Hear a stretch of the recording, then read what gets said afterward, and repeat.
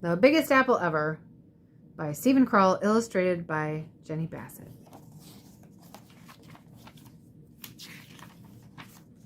Once there were two mice who fell in love with the same apple pie, but you had to be there to see how it happened. On opening day at Mouseville School, the principal, Mr. Mouser, made an announcement.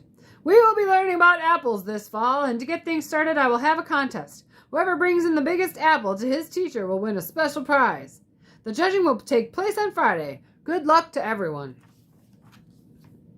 I have an apple tree in my backyard, said Penelope. I bet it has really big apples. There's an apple tree across from my house, said James. I'm going to climb it as soon as I get home. I don't have any apple trees, said Clayton, the house mouse, but I'm going to find Mrs. Mousley the biggest apple ever.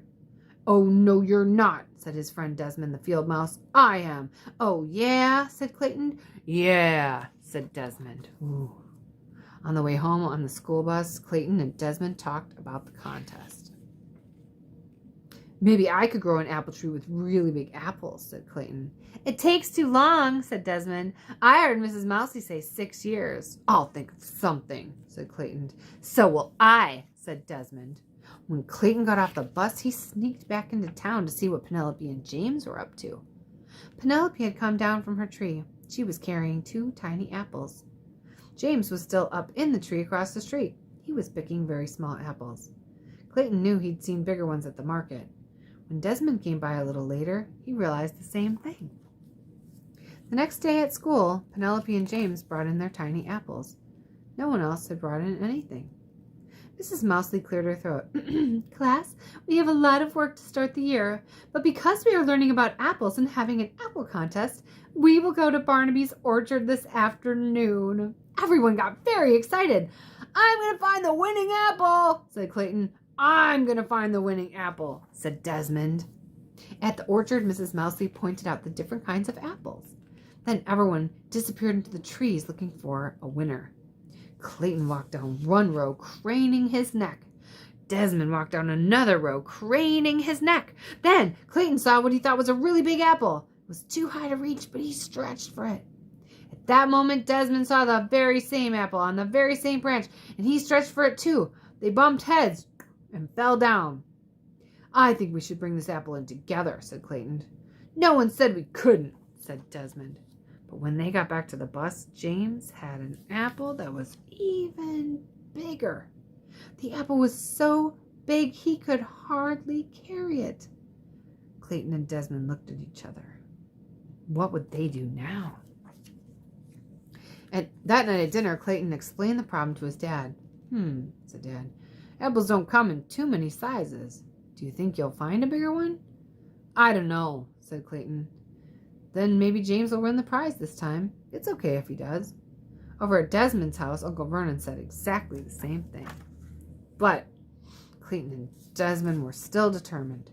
The next afternoon, they met at Barnaby's orchard. They picked 2 huge baskets of apples, but nothing they found was bigger than the apple James had picked. You know, Clayton said, I think Dad was right. This time James gets to win, but we've got all these apples. Why don't we bake a big apple pie? Ha ha, Desmond laughed. Great. Let's make the biggest apple pie ever, and we'll make it for our class. Clayton nodded.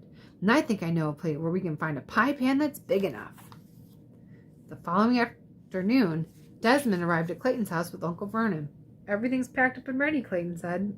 It's all in Dad's truck. But where are you going? Desmond asked. You'll find out in a minute, said Clayton. Dad drove with Clayton and Desmond beside him in the front seat. Uncle Vernon stayed in back with the apples and other ingredients for the giant pie. As they came around a corner, Desmond gasped, Tony's Pizza! Of course, said Clayton. What could be better than a giant pizza pan? Mr. Tony greeted them at the door. Welcome, welcome. Are we ready to begin? And so they got to work, making the dough for the crust, kneading it, rolling it out into a big circle, spreading it over the deep dish pan. Then everyone peeled and sliced the apples, mixed together the sugar and spices, and spread the rest of the dough on top. Wow, said Clayton and Desmond when they were finished. Wow, wow, wow. An hour, said Mr. Tony. Give me an hour. The giant pan just fit into his huge oven. The next day was Friday. Who would have the largest apple? James, of course, and Mr. Mouser handed him the prize. a cheddar cheese apple. Mrs. Mousley looked surprised. Clayton? Desmond? Nothing from you? The two of them grinned, and at the same moment the classroom door flew open, and in came Clayton's dad, Vernon's uncle, and Mr. Tony, struggling to carry the giant pie by themselves. How wonderful, said Mrs. Mousley. That's the biggest apple pie ever. We made it for the whole class, said Clayton. All of us together, said Desmond. And they shared a high five, and everyone in the class had a very big slice. The end.